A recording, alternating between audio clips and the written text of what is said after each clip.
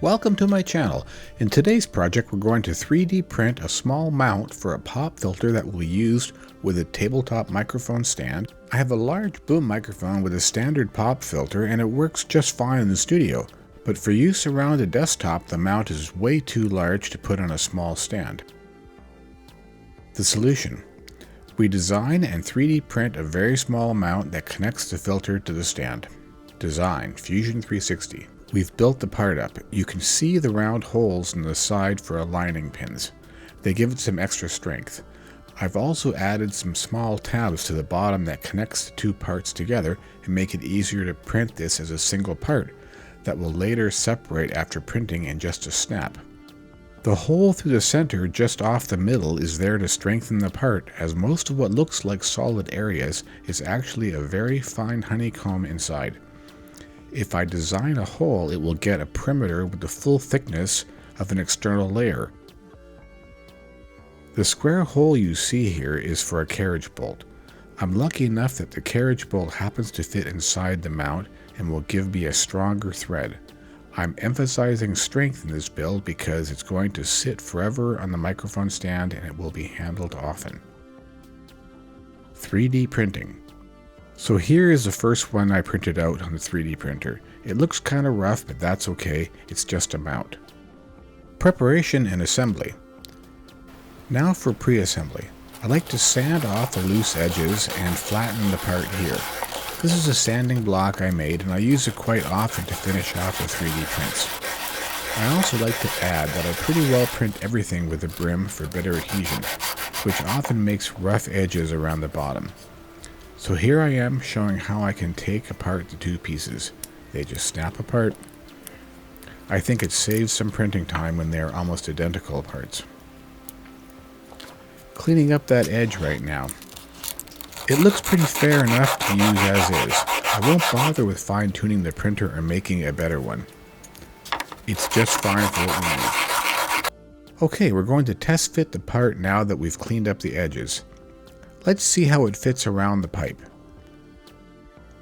There should be a bit of clearance there so that when we put the clamp on, it tightens up firmly. This seems to be good and I'm happy with the fit and the sizing. I'm going to use some small nails as pins to align the clamp parts together. I'm not using nuts and bolts here, but instead we'll use this gear clamp. Since the gear clamp is going to cover over the pins completely, you won't see them once assembled. Hopefully with all this steel it will make it stronger. So now we'll do another test fit. Everything seems to go together nicely.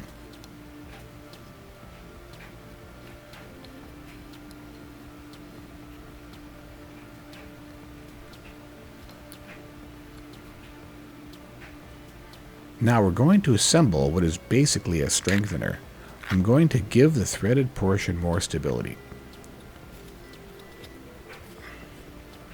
Carriage bolt, washer, and a nylock nut, all of which I had in my parts bin so I didn't have to buy anything to complete this project. It's nice to design things to use what you have on hand. Let's give a little bit of compression here.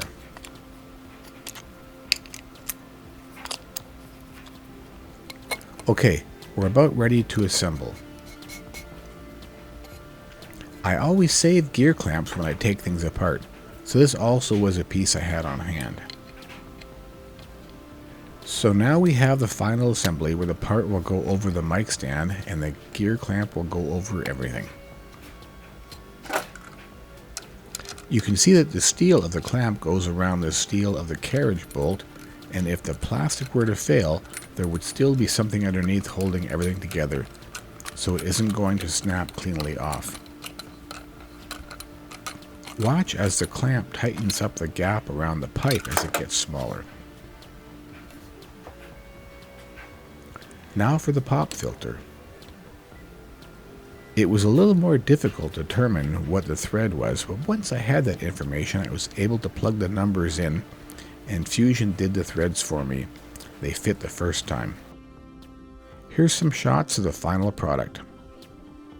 I'm really pleased with this. It was created from concept to completion in just a couple of hours. This shows that once you get your system down and your skills up, you can crank out new parts pretty quickly.